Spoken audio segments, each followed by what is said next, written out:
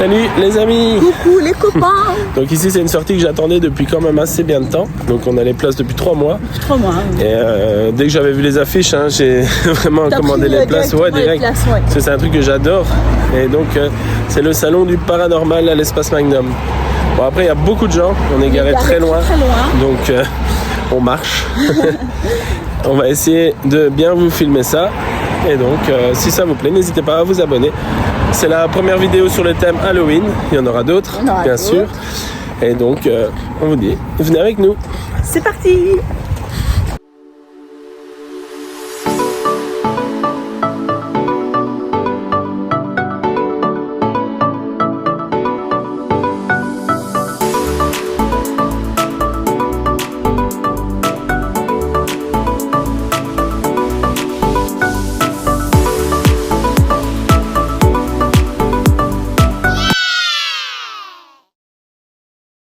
Donc il y a également le salon du bien-être, en plus de celui du paranormal. Donc on va aller voir ça. Regardez, c'est là-bas l'entrée. C'est parti.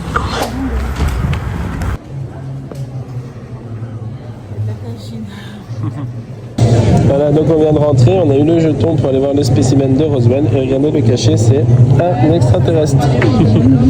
Donc voilà, on est rentré, on va aller voir ça.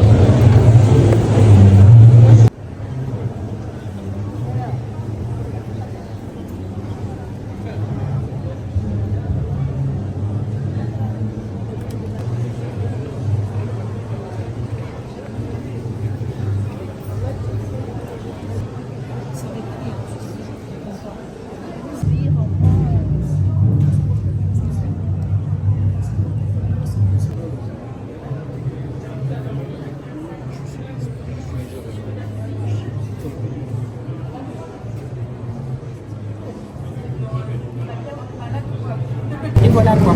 D'accord. C'est quoi exactement? Alors, je ne lis pas d'avenir. Moi, je fais de la thérapie. Donc, je donne rien sur l'avenir des gens parce que je ne... On peut essayer alors? Moi, je vais essayer aussi. Oui. Hop. C'est libre en fait.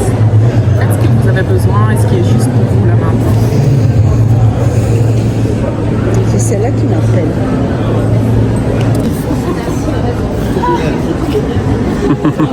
Ah oui, je vais voir.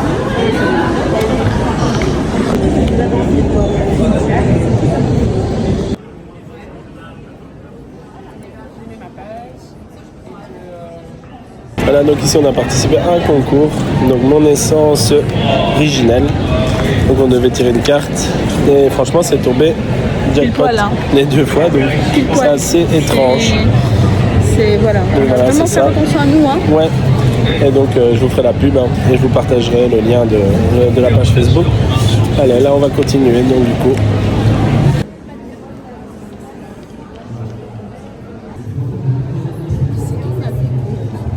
Bah ouais.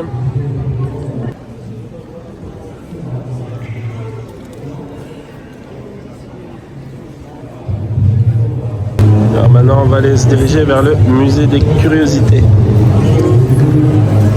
Donc voilà. C'est vraiment l'endroit que j'attendais.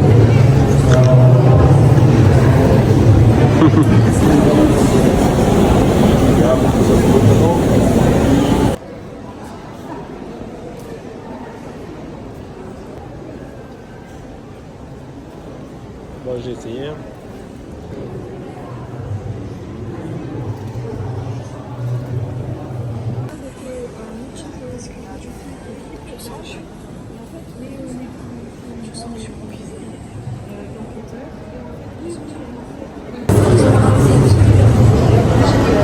Non, mais gars, une table de Ouija là. Ouais, mais là-bas, il y a la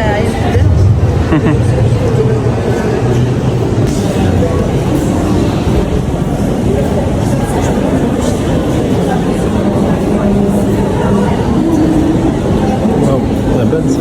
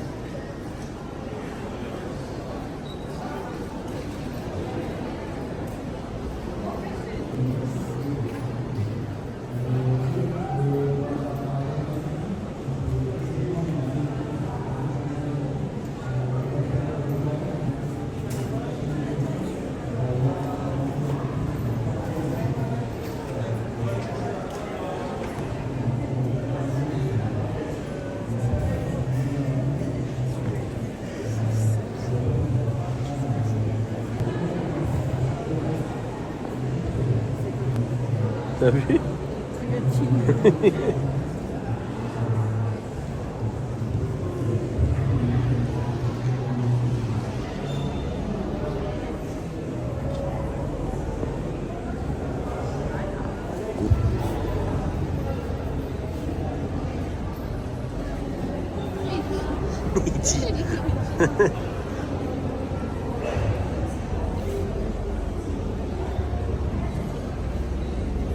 T'as vu des têtes réduites? Ça c'est des têtes réduites. Et là c'est un bébé, t'as vu dans le format. Ouais, t'as vu?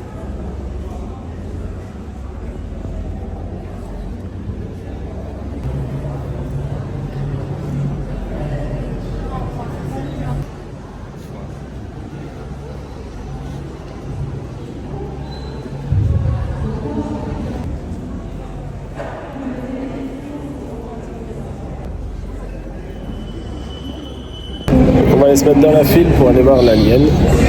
Mais on ne peut pas filmer ni faire de photos. Mais bon, on va aller le voir. C'est parti. On vous donnera quand même l'impression pour l'alien. On va essayer de vous décrire parfaitement ce qu'on a vu. Voilà, c'est chouette. Malheureusement. Ça me plaît bien, mais je trouve qu'il manque des trucs. Oh non, moi j'aime bien, mais malheureusement, on ne peut pas prendre de photos de l'alien. Mais bon, je vais essayer de vous le décrire parfaitement. En plus, je vois des youtubeurs que je suis généralement, donc c'est chouette.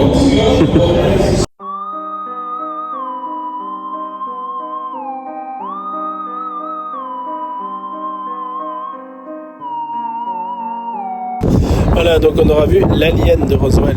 Donc qu'est-ce que tu en as pensé, toi? Ben, ça met mal à l'aise entre guillemets. Maintenant, voilà. J'aime bien le gore, j'aime bien ce qui fait peur, j'aime bien. Et là, je trouve que c'est un peu plat. Ouais. Bon, moi, je vais parler plus en ufologie parce que j'adore ça. Donc, ce que j'ai bien aimé, c'est que c'est vraiment pas la représentation qui est habituellement débunkée et de l'autopsie soi-disant de Roswell. Donc, c'est bien parce que ça n'a rien à voir. Donc, ça se pourrait que ce soit vrai. Après, il dit bien que c'est une reconstitution. Ouais. À l'identique, et quand on voit sur Google et tout, c'est exactement la représentation qui a été déclassifiée l'année passée, donc c'est vraiment plausible. Après c'est chouette parce que allez, on est dans le noir et tout, donc on est mis dans une situation avec une lampe rouge qui éclaire que l'alien, et l'alien a les blessures. C'est ça en fait qui t'est mal à l'aise. Voilà. En fait. Et l'alien a les blessures qui sont reprises dans les dossiers. Donc l'œil crevé, trépané derrière, les mêmes cicatrices, les doigts qui ont brûlé. Et franchement, c'est vraiment intéressant à voir. Voilà, je suis très content de l'avoir vu. Donc si vous y allez en France, il sera encore représenté. En Belgique, pour le moment, pas, parce qu'il n'y a que Colfontaine qui a accepté. Donc à vous de voir en France pour aller le voir. Mais franchement, allez-y, foncez, c'est vraiment chouette. Il y a un petit peu d'attente, mais franchement, passionné de paranormal et d'ufologie, moi j'ai adoré, moi c'est mon élément, j'aime bien, donc franchement c'est chouette. Après, c'est dommage qu'on peut pas faire de photos et de vidéos, mais au moins ça garde le mythe, hein, comme ça, c'est ce qu'on dit, donc franchement, foncez, c'est ce que je peux vous recommander. Voilà. Et donc après, on va retourner, mais plus du côté bien-être et voyance, tarot, voilà. etc. J'aimerais bien faire tirer les cartes. Voilà. Et pourquoi pas. Et après, j'irai sûrement chercher un livre de l'autre côté. Après, il y a pour les deux. Voilà, il y a pour les deux. Voilà, après, côté paranormal, ça manque un petit peu. Il n'y a pas de cryptozoologie. Il y a quand même des thèmes qu'il n'y a pas. Et c'est dommage. En fantôme et tout ça, il y a, mais c'est plus les youtubeurs et tout ça. Il n'y a pas vraiment d'explication sur des thèmes, sur des lieux et tout ça qu'il y a eu. Après, on va essayer de faire la conférence sur ce qui s'est passé dans le Hainaut. Oui, il y a aussi la conférence sur la Dame Blanche. Aussi, sur les EMI. Donc ça, et à la fin, et à la fin, il y a un spectacle d'hypnose. Donc ça, on verra si on est encore là. On essaiera de le faire. On va tenter. Hein, ça fait un peu peur, par contre. Ouais, voilà. Donc parce que, à savoir, je suis très réceptive. Voilà, donc si jamais t'aimes pas, on ne le fera pas. Voilà. Voilà, allez, on continue sur ce. Et on se met un petit coup.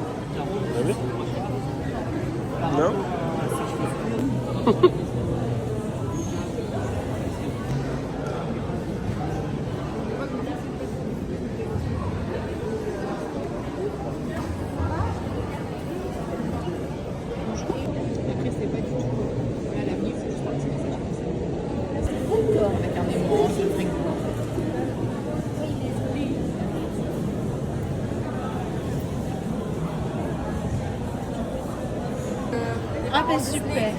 Ben, nous, c'est Jus en balade sur YouTube et sur Facebook. Okay. Voilà.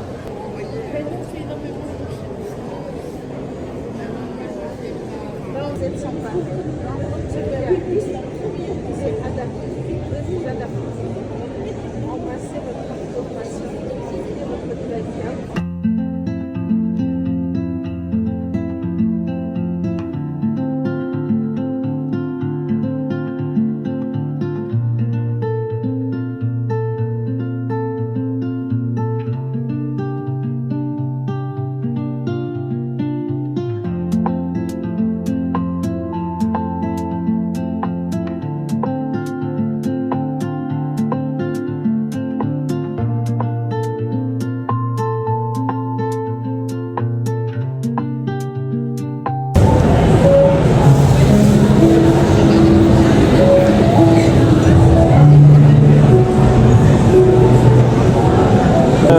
Du cerveau. Vous allez imaginer que vous avez un tableau blanc. Peut-être un tableau comme le cœur. Et vous savez ce tableau. Voilà, vous êtes devant un écran de cinéma.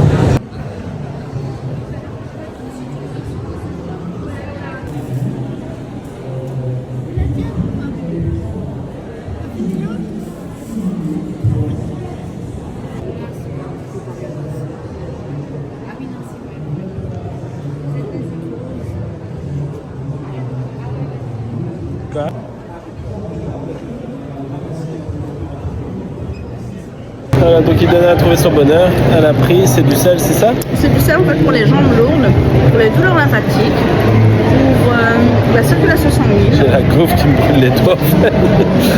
On a acheté des gaufres Et aussi. alors, chose aussi pour les personnes qui ont genre des mycoses et tout ce qui s'ensuit, vous mettez directement les 2 cuillères à soupe dans un bain. Et alors pour les personnes qui ont des petits champignons ou quoi que ce soit, c'est vraiment... C'est bien fait. Ah bon. On va tester, moi qui a tout le temps eu des problèmes de jambes, on verra. Tu donneras ton ressenti sur Je Facebook. donnerai mon ressenti. Et alors c'est bon, donc on le fait une fois, donc 2 cuillères à soupe dans une bassine. On nettoie au niveau du mollet, donc il faut remonter vers le mollet.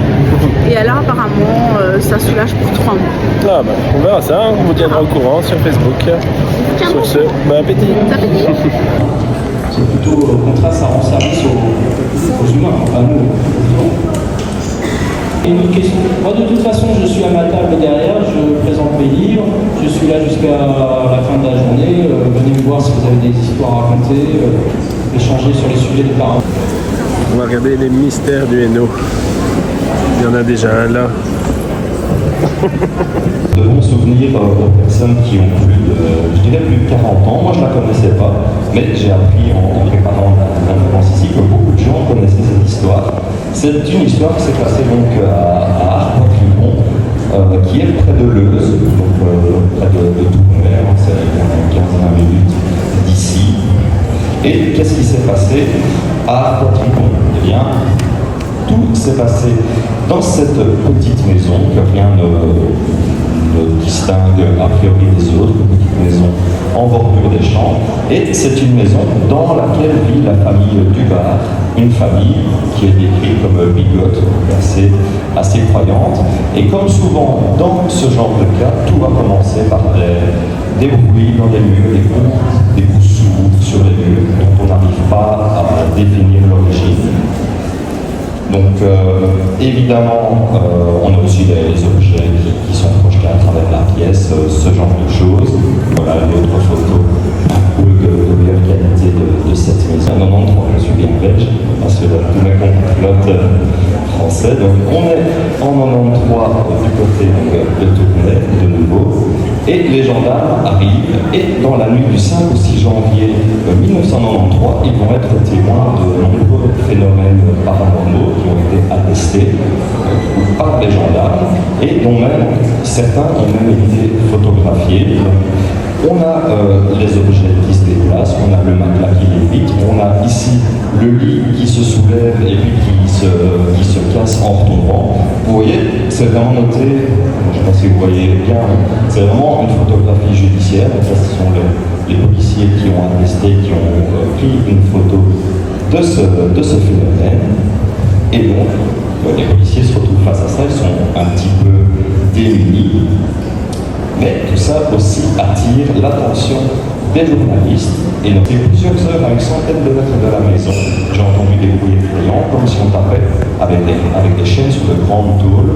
Ça vibrait, j'avais l'impression que les murs se déformaient.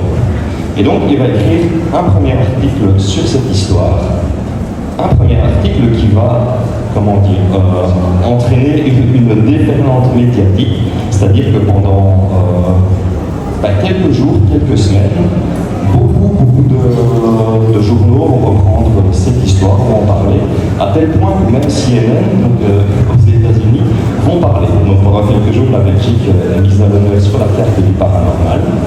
Et est-ce que quelqu'un se souvient ici de cette histoire? Quelques personnes lèvent les bras. Parce que vous voulez, par exemple, il clame que la Sainte Vierge lui est apparue et qu'elle aide à chasser le personnage noir qui hante la maison. Donc voilà, c'est ce qu'il dit. Et alors là, je vous ai retrouvé, vous allez voir, ça dure 2 minutes, parce que je vous ai dit que ça avait pris une petite portée internationale. C'est un petit reportage de 2 minutes d'une chaîne française sur cette affaire. Donc, je voulais vous montrer, je trouvais que c'était assez intéressant dans ce cas. J'espère que le son va fonctionner.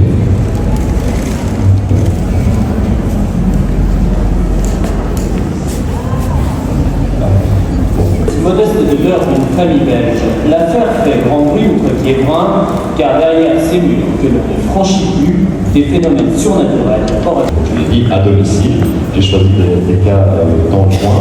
Ça n'a pas été facile parce que quand on s'intéresse un peu à l'écologie belge, ce qui revient surtout, c'est la fameuse vague de 89-91. Donc, je vous ai quand même mis cette photo très célèbre, la photo qui a été prise à Petit-Rochin en avril 1990. Pour ceux qui ne la connaissaient pas, c'est une photo emblématique de cette vague, mais il faut savoir qu'en 2011, son auteur a avoué qu'elle était fausse, qu'il avait juste utilisé un peu de polystyrène et quelques ampoules. Et donc voilà, elle reste.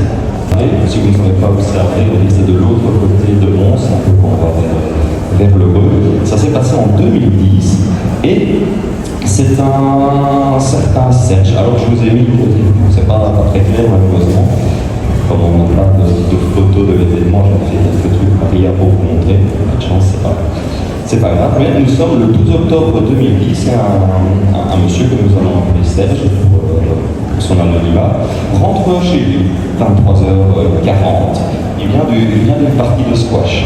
Donc il roule tranquillement au milieu de la campagne, quand soudain il aperçoit dans le ciel, on le voit un petit peu, 2 lumières blanches avec une lumière rouge clignotante entre les deux. Logiquement, il pense d'abord à un avion, puisqu'on a l'aéroport de Charleroi qui n'est pas très loin, c'est pas inhabituel de voir des avions. Sauf que, premier truc très très étrange, l'avion, selon lui, vole beaucoup trop bas pour pouvoir être un avion. Donc voilà, il trouve ça étrange, il continue quand même sa route, il est 23h40, il a envie de rentrer chez lui, sauf qu'au détour d'un tournant, il va revoir ses lumières, et cette fois beaucoup plus proche de lui, parce qu'il estime leur altitude entre 30 et 50 mètres au-dessus de lui. C'est vraiment très proche. Donc là, il s'arrête quand même, il ouvre le carreau, et quelque chose va le frapper, c'est vraiment le silence total qui règne autour de sa voiture. Donc voilà, je vous avais mis une autre image tant pis, on la verra pas trop. Et donc, il n'y a vraiment aucun bruit, aucun souffle d'air, alors que si un avion était si proche de sa voiture, il l'entendrait et il y aurait un déplacement d'air. Alors, il faut savoir, si vous vous intéressez un peu à l'ufologie, ce phénomène de silence, ça doit vous parler, c'est quelque chose de très récurrent. Le physicien Philippe Guimond appelle ça l'effet dose. Donc, c'est vraiment quelque chose qui est très récurrent dans les affaires d'OVNI. Mais revenons-en à ce bon Serge, à cet objet au-dessus de la tête. Donc, l'objet est en mouvement très lent. Mais l'objet s'éloigne un petit peu et il va virer un petit peu sur son aile et les 3 lumières vont s'aligner à la verticale. Donc maintenant, ce qu'on voit, ce sont les images tirées du rapport. Parce que tout ça vient d'un rapport du COBEPS, donc du Centre d'observation des phénomènes spatiaux martiaux belges. Avant c'était la SOBEPS, maintenant il s'appelle le COBEPS, et tous ces rapports, les deux histoires sont en ligne. Vous pourrez tout à fait les consulter si ça vous intéresse. Donc je vous ai mis les images qui sont tirées. Donc voilà, ici je vais juste vous passer un vraiment au bout de la rue, donc je ne sais pas s'il y a en 2010. Et cette fois-ci, ce sont deux policiers qui vont être témoins d'un phénomène assez étonnant. On est en septembre, donc un mois avant l'observation de Serge. On a deux policiers qui effectuent leur ronde à Ornu. Rien de spécial est à signaler, mais ils vont remarquer quelque chose devant eux. Et là, ce sont deux lumières. Je vais passer direct au truc suivant. Voilà, ça c'est le schéma de l'observation complète qui a été faite par le COBEPS. Donc c'est-à-dire que les policiers ils vont observer deux points lumineux qui vont l'un vers l'autre. C'est la figure 1. On a l'impression qu'ils vont se croiser ou entrer en collision. Ils sont plus ou moins à 1 kilomètre de distance. Donc c'est un petit peu difficile à estimer, mais voilà, on a ces deux points lumineux qui se rapprochent, qui vont s'arrêter net, face à face, pendant quelques dizaines de secondes. Et là, va apparaître une troisième lumière. Donc c'est le schéma 3, on le voit en bas à droite. On a une petite lumière qui apparaît et qui va tourner, venir se mettre à angle droit. Il va tourner angle droit pour venir se mettre à côté de ces deux consoeurs. Donc voilà. Elles sont alignées comme sur le point 4. Et tout d'un coup, elles vont accélérer toutes les trois et en quelques secondes vont complètement disparaître. Donc voilà, les policiers, ils restent un petit peu stupéfaits par ce balai. Là, je vous ai mis des nouveaux, ça va un peu mieux, quand plus creuser que ce qu'on trouve habituellement. Parce que les vampires de Farciennes, c'est quelque chose qui est assez connu. Mais ce château de Farciennes, qu'on pourrait même appeler le Petit Versailles, qui aujourd'hui ressemble un peu plus à ça, donc on peut toujours le voir, il est en ruine, comme ça, mais c'est quand même quelque chose, un endroit assez sympa. Et pourquoi je vous en parle? Bon, parce que évidemment, il s'est passé quelque chose d'assez étonnant. Donc, il a été construit environ en 1650, et il va être habité par la famille Battiani. Je n'en ai pas plus pour l'instant. Et pas de chance pour cette famille, entre 1724 et 1742, il y a 5 membres de la famille qui vont décéder. Voilà. Pas de bol pour la famille. Il y a 5 membres qui meurent et qui sont enterrés sous la chapelle. Une chapelle qui se trouve en face de cette ferme. Comment s'appelle cette chapelle? Là, c'est la chapelle Saint-Jacques de Ternier, qui se trouve en face de la ferme de Ternier. Donc, on a vue de la ferme. Et on va se mettre en tête de rénover le château. On détruit la chapelle. Et les ouvriers qui creusent la terre vont tomber sur les cercueils. En fait, ils vont mettre au jour les cercueils des 5 membres décédés dont je vous ai parlé. Et quand ils ouvrent les cercueils, ils vont se rendre compte que les 5 cadavres, en tout cas 4, ont un pieu planté dans le cœur. Et bon, là, pieu planté dans le cœur, forcément, ça évoque, si vous connaissez les histoires de vampires, ça vous évoque forcément quelque chose. Il faut imaginer qu'à l'époque, alors le roman de Bram Stoker, donc Dracula, n'est pas encore sorti, mais on parle déjà de vampires, on connaît déjà leur légende. Et donc il faut se mettre à la place de ces ouvriers qui découvrent que 5 cercueils avec des pieux dans le cœur, c'est un peu curieux. Alors, on parle de pieux en fait, mais ce sont des clous de 68 cm et pesant 2,5 kg. Ça n'enlève rien à la curiosité de la terre, mais c'est vraiment pour vous montrer qu'il fallait le vouloir. Et quand on fait des recherches sur Internet sur cette histoire, en fait, on ne trouve pas vraiment l'origine de pourquoi c'est pieux. Parce qu'on a en général, on les soupçonne d'être des vampires. Mais j'ai la chance d'avoir, j'ai un ami évêque qui s'appelle Florian Delpature, que vous connaissez, il est journaliste.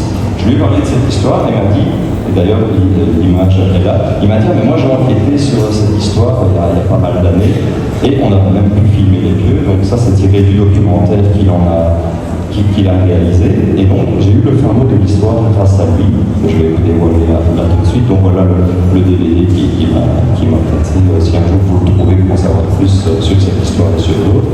Et donc, en fait, ce que je vous ai pas dit, c'est que la famille Battiani, ils sont hongrois d'origine.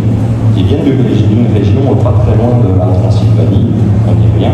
Et un de leurs ancêtres, c'est Vlad l'Empaleur. Donc, si vous connaissez l'histoire de Dracula, ça vous évoque quelque chose, parce que ce Vlad III l'Empaleur, c'est la figure qui a servi de modèle en fait, pour le personnage de Dracula. Et pourquoi je vous raconte ça? C'est parce qu'en fait, en Moldavie, il y a une croyance qui s'est répandue, plus tard en Hongrie, où l'influence au Battiani, c'est-à-dire que quand on a plusieurs morts prématurées dans une famille, il faut soit les décapiter, soit leur briser les cervicales et leur planter un pied dans le cœur pour éviter que la malédiction, la supposée malédiction qui frappe la famille ne se répande. Et donc, on suppose très fortement que c'est ce qui s'est passé ici à Parsienne, c'est-à-dire qu'avec ce que le comte Battiani a vécu, donc à la mort de 5 de ses proches, il a supposé que sa famille était maudite. Et donc, il aura planté, lui ou des serviteurs, il aura planté un pieu dans le cœur pour éviter que le reste de sa famille ne soit contaminé. Mais ce n'est pas la seule qui existe dans le coin, parce que j'ai trouvé la trace d'une maison hantée à Tours. Donc je ne sais pas si quelqu'un connaît, mais on va faire Tours, oui j'imagine que connaît cette histoire.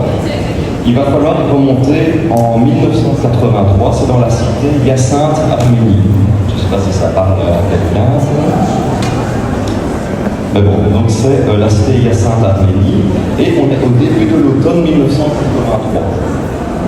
Donc, au début de cet automne, un agent de police du nom de Jean Moreau, il ne sait pas encore, mais il va se retrouver confronté à l'événement le plus étonnant de sa vie. Et ce ne sont pas, contrairement à ce qu'on pourrait croire, ce ne sont pas les habitants de cette maison qui vont appeler la police, mais des voisins qui n'en peuvent plus depuis des mois d'entendre des coups sourds en provenance de cette maison. Donc les voisins, ils appellent la police, et notamment l'officier Jean Moreau. Alors je ne sais pas si c'est lui, parce que je vous montrerai après de nouveau un petit reportage, je ne sais pas si c'est lui ou un de ses supérieurs, mais en tout cas, l'officier Jean Moreau, lui, tout ça, il n'y croit pas. Voilà, le surnaturel, ça lui passe au-dessus de la tête. Pour lui, c'est certainement une supercherie. Et pour montrer que c'est une supercherie, il demande à 2 de ses collègues de venir avec lui. Et donc, ils vont aller investiguer dans cette maison, comme s'ils revenaient d'un enterrement. Donc, voilà. Mais dans la maison vit la famille Legrand. Et dans cette maison, donc, je vous l'ai dit, depuis plusieurs mois, les voisins se plaignent de coups sourds inexpliqués qui ont pour origine principalement la chambre du petit Guillaume qui a 14 mois et donc qui vit à l'étage de la maison. Alors, l'agent Moreau, là je vais le citer tel quel parce que je trouve que c'est très intéressant. Il dit vraiment ceci: quand nous sommes arrivés chez le Legrand, nous sommes montés au premier étage de la chambre du petit Guillaume, âgé de 14 mois. Nous avons dessiné des marques à la craie sous les pieds de son lit, un lit de 20 kg au moins, et nous sommes descendus après avoir refermé la porte. Personne ne pouvait se trouver en haut, vraiment personne. Après 10 minutes, on a entendu des coups sourds en provenance de l'étage. Nous sommes remontés, la porte était entrouverte et le lit avait bougé de 30 cm. Donc le frère dont l'origine était le petit Guillaume. Alors tout ça va finir par s'atténuer au fil des semaines, au fil des mois, jusqu'à disparaître complètement. Et a priori, la famille n'a plus été touchée par des cas, en tout cas ça n'a pas été médiatisé. Et en parlant de médiatisation, je vais vous montrer, c'est un petit reportage de 3 minutes sur cette affaire à la RTBF. Vous allez voir, c'est assez cocasse. Quand on laisse qu'à faire à Dour, en Hainaut, une affaire de maison hantée, il faut-il en rire, vous le verrez, un reportage de Georges Tilquin. Beaucoup des mois, depuis quelque temps, dans une cité tranquille de Tours, dans le Bornage, une des maisons qu'on serait hantée. En fait, certaines nuits, les habitants d'un des blocs sont réveillés par des bruits sourds et évoquants. Mais comme il est impossible de déterminer l'origine de ce tapage, de guerre lasse, une personne dépose plainte auprès de la police communale. Nous avons établi une enquête de police en corrélation avec les voisins qui, par téléphone, ont signalé le jour où ils ont entendu le bruit. Et le bruit s'est produit la nuit de mardi à mercredi, vers 3 h du matin, avec des gens prodigieux sur les lieux, et effectivement dans le bloc de cet immeuble, un bloc comptant 4 maisons. Il y avait un bruit sourd, d'où la provenance n'a pas été décédée. Vous avez tout de même tenté de tendre un piège aux responsables. Oui, parce que nous sommes un peu sceptiques en la matière, bien sûr, pour cela. Nous avons cru que l'enfant était en dose. C'est un enfant de 15 mois qui pouvait bouger dans le lit et le lit heurtait une des cloisons de la chambre. Nous avons donc dégagé le lit, nous avons mis environ 30 cm des murs. Nous sommes redescendus au rez-de-chaussée, la porte de la chambre était fermée. Nous avons regagné l'étage 15 minutes plus tard, la porte était ouverte et le lit avait regagné sa place. Et les parents se trouvaient avec nous au rez-de-chaussée. Et l'enfant ne sait pas marcher. Non. Il est dans 15 mois, il est dans un parc, comme un gosse, quoi. Et personne ne se trouvait à l'étage. Personne. Nous avons tout fouillé la maison, les maisons voisinages, on ne trouvait personne. Nous, on ne savait pas vraiment bien. C'était Léo dans son lit qui faisait du bruit. Et eux ne le comprenaient pas comme ça. Pour vous, il y a un peu extraordinaire, c'est l'enfant qui remue. Bien sûr. Mais on entend tout de même, on entend ces bruits dans tout le bloc. Oui, pour ça résonne assez bien. Et puis il y a eu une enquête de police qui a été bien menée apparemment et qui conclut que personne n'est responsable, les bruits sont inexpliqués. Alors pour vous, les policiers se trompent? Je ne comprends pas non plus. Quel est le sentiment aussi? Tu m'expliqueras la conférence. Provisoirement, l'enfant a été écarté de la maison et une nouvelle enquête n'est pas exclue. Mais si on dit s'il y a, peut-être conviendrait-il de s'intéresser aux chats ou encore, selon ses conditions, aux oiseaux.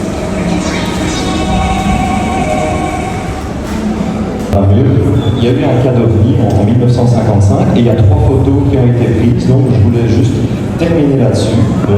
Pour vous dire, c'est un facteur du nom de Albert Meutermans qui a pris ces photos donc, le 5 juin 1955 à 19h30.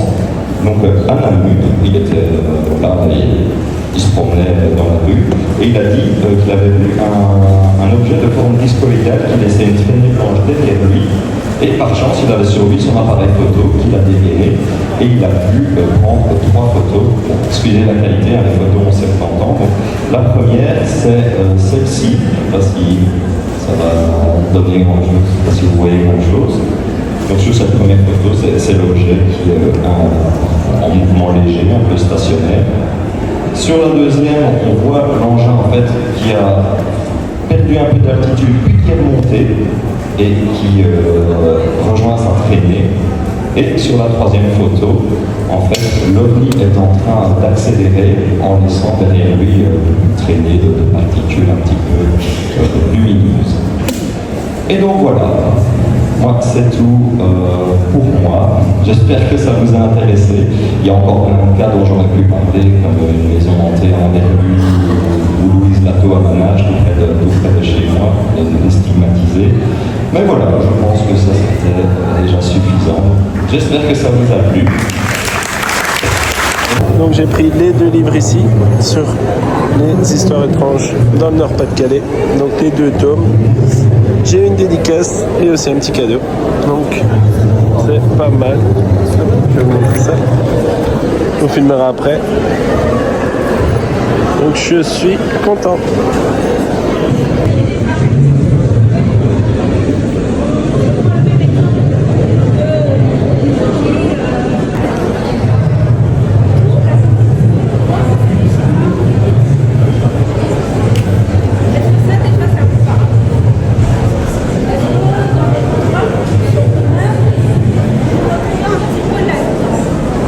Voilà, donc encore une journée qui se termine. Percé, il pleut. Il pleut, donc on fait la clôture dans la voiture, hein, comme vous voyez, parce que sinon on va être percé. Bon, à l'intérieur, on n'entendait pas bien, donc on préfère la faire un peu à distance. Ouais. Donc toi, tu t'es fait tirer les cartes. Je fait tirer les cartes. Et je n'en dirai pas plus, c'est personnel. Voilà, mais ton ressenti. Mon ressenti, franchement, elle a visé juste.